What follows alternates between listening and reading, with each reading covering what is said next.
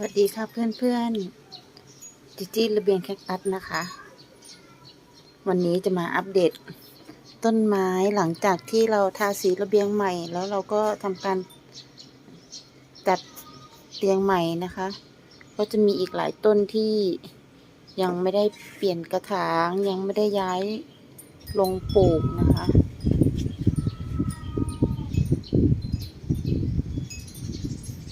นี่จะเป็นตัวยิมโนแคลเซียมแมนเดนัมแล้วก็ตัวที่มีสีต่างๆด่างๆนะคะส่วนตรงนี้ก็จะเป็นกุหลาบหินนะคะ